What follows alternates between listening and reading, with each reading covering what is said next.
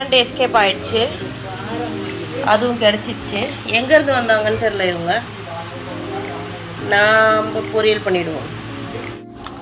Hi friends, welcome to Royal round. இன்னைக்கு நம்ம பாரம்பரியமான முறையில் நண்டு குழம்பு செய்ய போகிறோம். அதற்காக பழவேற்காட்டு ஆற்று நண்டு 6 வாங்கிட்டு வந்திருக்கோம். இதோட நண்டு ஃபுல்லாக கயிறு வச்சு கட்டிருக்கு. இந்த குழம்ப எங்கள் அம்மாவோட கைவண்ணத்தில் சமைக்க போகிறோம். வீடியோவில் பார்க்கும்போதோ இல்லை இந்த குழம்பை பற்றி நினைக்கும் போதோ நாவலில் இந்த சுவை ஊறும். அப்படி இருக்கும் இந்த குழம்போட சுவை. ஒரு முறை இதை சரியான பதத்தில் சமைச்சிட்டிங்கன்னா தொடர்ந்து இதே மெத்தடை ஃபாலோ பண்ண ஆரம்பிச்சிடுவீங்க. நண்டை நம்ம வாங்கும்போது கடையில் உரித்து தேவையில்லைன்னு போடுற விஷயங்கள் எல்லாமே இந்த நண்டு குழம்புக்கு சுவை கொடுக்க போகுது. அதெல்லாம் என்னென்னு வீடியோவில் முழுசாக பார்க்கலாம். நம்ம சேனல் குக்கிங் சேனல் கிடையாது, ஆனால் சுவை மிகுந்த கடல் உணவுகளை எப்படி சமைக்கிறதுன்றதை மட்டும் நான் ஷேர் பண்ணுறேன். அதற்காக நீங்கள் எங்களுக்கு சப்ஸ்கிரைப் பண்ணி சப்போர்ட் பண்ணுங்கள். இந்த வீடியோ உங்களுக்கு பிடிச்சிருந்தால் லைக் பண்ணுங்கள். ஏதாவது டவுட் இருந்தால் கமெண்ட் பண்ணுங்கள்.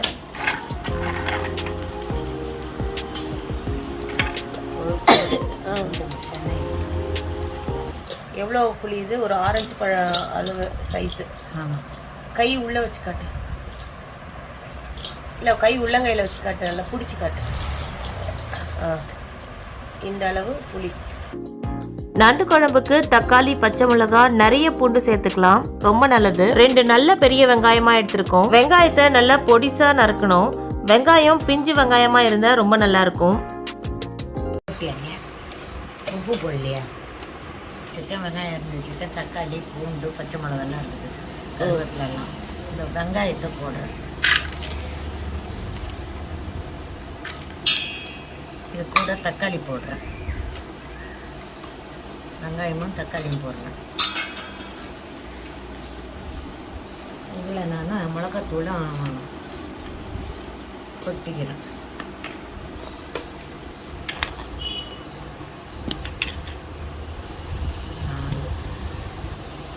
இது எவ்வளோ? ஒரு 200 கிராம் இருக்குமா? 150 கிராம் இருக்கும். 180 மிளகாய்த்தூள். மிளகாத்தூள் இருக்கும்.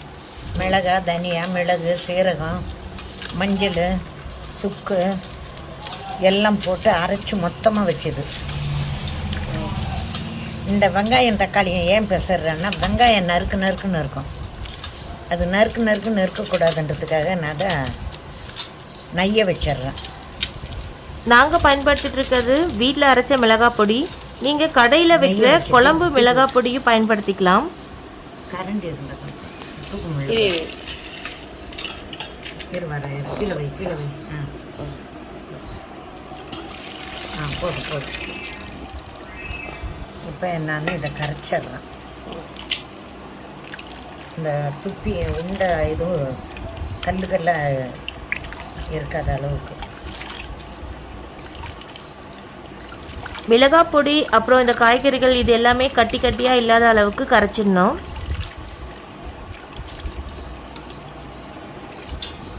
மீதி கரைச்ச புளியை ஊற்றுறாங்க. எடுத்து புளியை 1லிருந்து 1.5 லிட்டர் தண்ணி அளவில் நாங்கள் கரைச்சி வச்சுருக்கோம். நண்டு எல்லாம் குழம்புக்குள்ளே இருந்து வேகணும். நண்டோட அளவு எண்ணிக்கையை பொறுத்து குழம்போட கொள்ளளவு மாறும். நம்ம சமைக்க போகிற நண்டு 1 கிலோ இருக்கும். புளி ரொம்ப கருப்பாகவும் இருக்கக்கூடாது, வெளுப்பாகவும் இருக்கக்கூடாது, மீடியமாக இருக்கணும். இந்த புளியை ஒரு 1.5 லிட்டர் தண்ணியில் கரைச்சிருப்போமா? இது நிறைய நண்டுன்றதுனால இது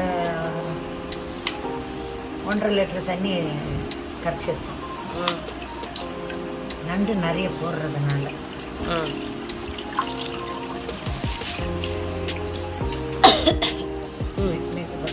இதில் கொஞ்சம் கருவேப்பிலை போட்டிருக்காங்க.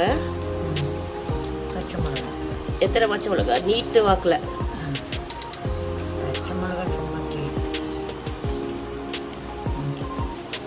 பச்சை மிளகா கிள்ளியும் போடலாம், நீட்டு வாக்கில் கீரியும் போடலாம்.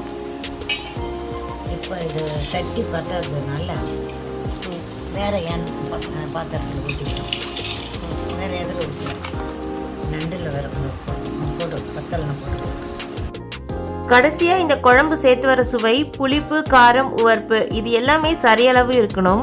காரம் கொஞ்சம் கம்மியாக இருக்கனால இன்னும் கொஞ்சம் மிளகாய் பொடி போட்டிருக்கோம். புளி அதிகமாக இருந்தால் குழம்பு கருப்பாக தெரியும்.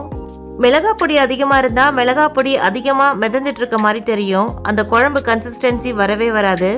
நெத்திலி மீன் குழம்பு புளிப்பாக இருந்தால் தான் நல்லாயிருக்கும். ஆனால் நண்டு குழம்பு காரமாக இருந்தால் தான் நல்லாயிருக்கும். குழம்பு ரெடி பண்ணதுக்கு அப்புறம் தான் நண்டு உரிக்க ஆரம்பித்தோம். இப்போ நண்டுல இருக்க எந்தெந்த பாகங்கள்லாம் நம்ம குழம்புல போட்டால் ருசி அதிகமாக இருக்கும்ன்றதை பார்க்கலாம்.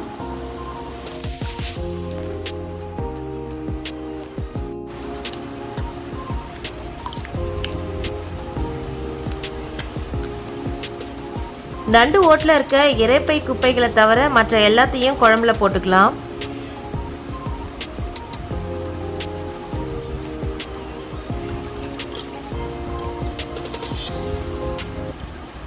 இதை இந்த கொழுப்பு இதில் போட்டோம்னா குழம்பு டேஸ்ட்டு. இந்த கொழுப்பில் இங்கேயே மண் இருக்கும். இந்த இருக்குது பாரு, இது மண். அப்புறம் இதை எடுத்துட்டு காட்டுறோம்.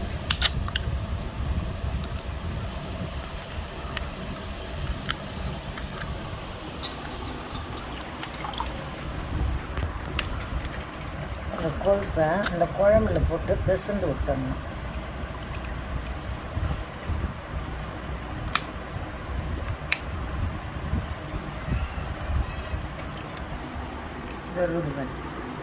இது மண், இதனுடைய இறப்பை இது.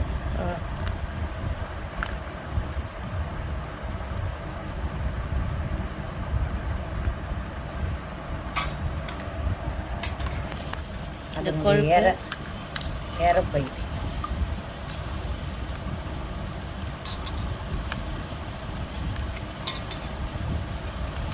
இதுதான்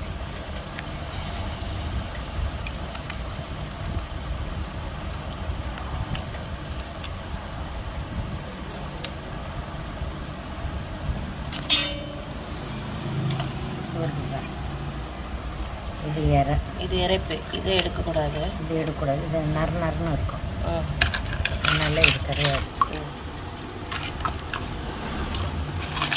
அந்த கொழுப்பை குழம்புல நல்லா கரைச்சிட்டேன். சாஃப்டாக கரைச்சா போதுமா இல்லை நல்லா நசுக்கி கரைக்கணுமா? அதுவே கொஞ்சம் நசுக்கி கரைக்கணும். அது கரைஞ்சிடுச்சு. அப்புறம் மீதியை நான் கழுவிக்கிறேன். மீதியை கழுவிட்டு கழுவிடுறேன். நண்டு கால், நண்டு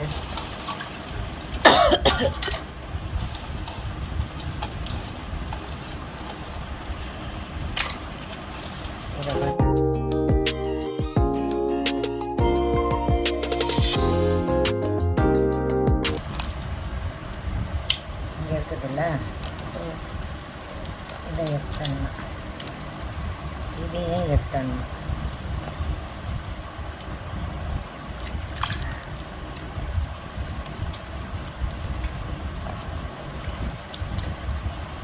இதெல்லாம் தேவையில்லாதது. நண்டை சுத்தமாக கழுவணும்.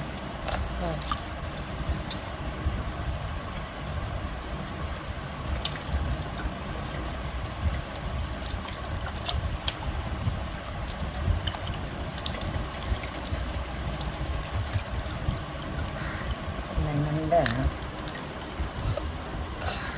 அரோமனை இல்லைம்மா வீட்டில் ரெண்டை உடச்சி அப்படியே போட்டுடலாம். இது போடும்போது இதை எடுத்துடணும். இது எதுக்கு இடம் அடைஞ்சிங்க.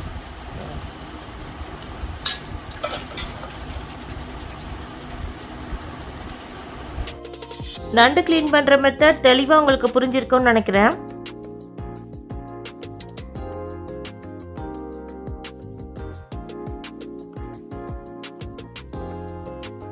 எங்கள் அம்மா ரொம்ப க்ளீனாக ஒரு துளி மண்ணு கூட இல்லாமல் சுத்தம் பண்ணுவாங்க எல்லா மீன் வகைகளையும்.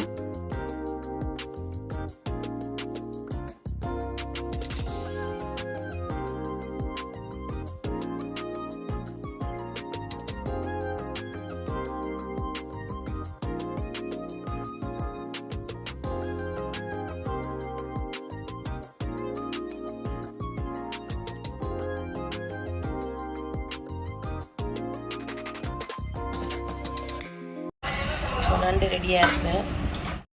ஓகே, அதுக்கு மேலே ஒரு பெரிய உங்களுக்கு வேண்டிய எந்த எண்ணெய் வேணால் பயன்படுத்திக்கலாம். நான் செக்கில் ஆட்டின தேங்காய் எண்ணெய் பயன்படுத்திட்டு இருக்கேன்.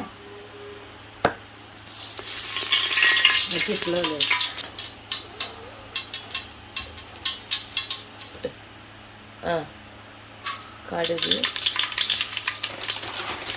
உளுத்தம்பருப்பு போட்டுக்கணும். உளுத்தம்பருப்பு. பொடியை நறுக்கின 2 வெங்காயத்தில் 1/4 பாகம் அளவு வெங்காயம் தாளிக்கிறதுக்காக மட்டும்.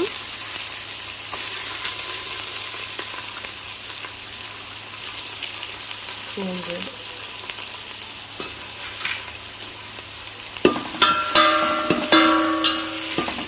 ஹாஃப் தக்காளி, அப்படி இல்லைன்னா 3/4 அளவு தக்காளி, ஒரு முழு தக்காளி கிடையாது இது.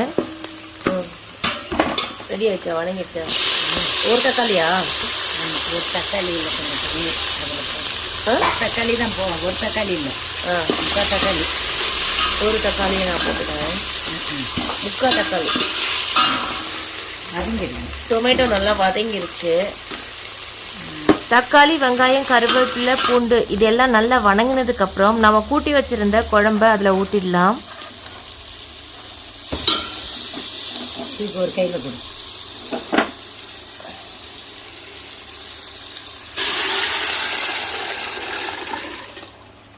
இப்போ குழம்பு ஊற்றிட்டு இப்போ நண்டு போட்டுடலாமா? போட்டுங்க. கொதி வந்த பிறகும் போடலாம். கொதி வந்த பிறகும் போடலாம், இப்போவும் போடலாம். இப்போ போட்ட வேலை.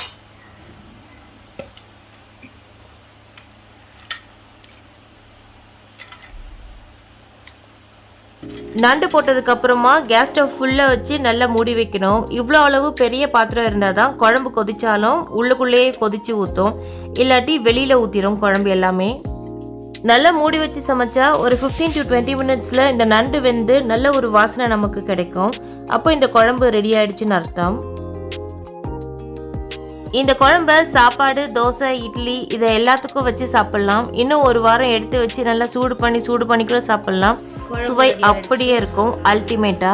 உங்களுக்கு இந்த வீடியோ பிடிச்சிருந்தா லைக், ஷேர், சப்ஸ்கிரைப் பண்ணிட்டு சப்போர்ட் பண்ணுங்க.